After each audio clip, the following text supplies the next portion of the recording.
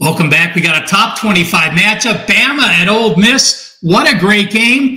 Guys, I went to Twitter today, at CalSportsLV, and I posted, is the Alabama offense broken?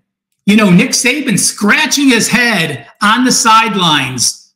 He's played 3 quarterbacks already this year, Milroy, Simpson, and Buckner.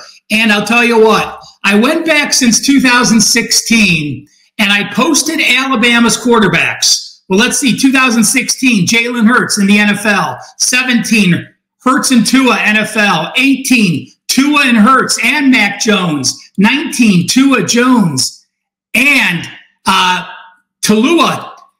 2020, Mac Jones, Bryce Young. 21, Bryce Young. 22, Bryce Young. So from 2016 to 2022, Alabama has had an NFL quarterback under center. Well, now you see them struggling without that 5-star go-to recruit, and it makes a difference. I've also heard this already. We're only on Monday. Boy, Alabama, this short of a home favorite, I've got to play them. I went to the database since 2014. Bama has been a single-digit home favorite only 7 times. Guess what? Not too impressive in those games. 4-3 straight up, 3-4 against the spread.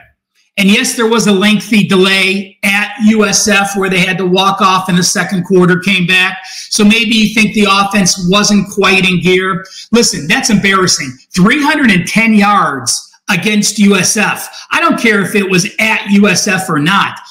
10 of 23 for 107 yards passing. There were some wins. That does affect things, but you were also sacked 5 times. I can sort of take in 5 sacks against Texas at home with couple quotations, but getting sacked 5 times against USF, that means 10 sacks in 2 games. I bet I can go back since Nick Saban's been there and has not been sacked twice in 2 games. The defense, we're accustomed to an Alabama defense coming off, getting a fair amount of rest because their teams drive down the field. Well, with all these 3 and outs, the Alabama defense has been on the field much more than they're accustomed to. They allowed 454 yards to Texas. They allowed 349 yards passing. And last week, they did hold USF to 264. But again, that's 264 with 5 sacks. And again, that's USF.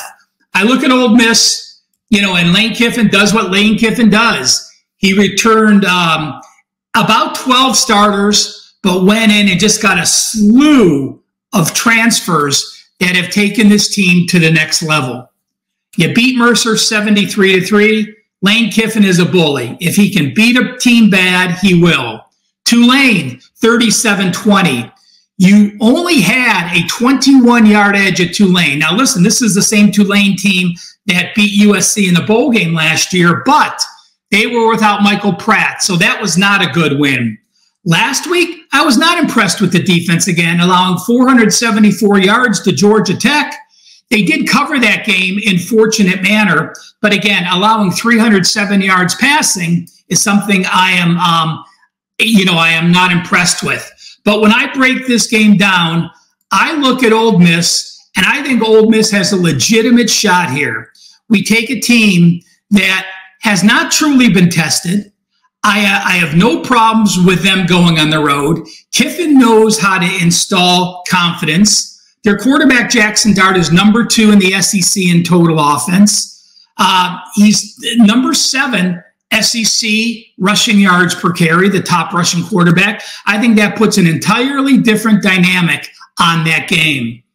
Again, I am happy to fade Alabama in this role. I think they're in for a very a season of struggles with their quarterback issues. They do not have an established quarterback. So give me a team that knows how to go on the road, knows how to play well, with an experienced quarterback that has played up to par. And I think there's actually value here on Ole Miss. Still early in the week on the card. I'd like to get over a touchdown. Not sure if it'll be make my card, but this is a legitimate Ole Miss best bet here for these videos. Thanks for taking the time for watching these. Smash that like button and make sure to check out all the great videos in college football and the NFL from the amazing group of Wager Talk handicappers.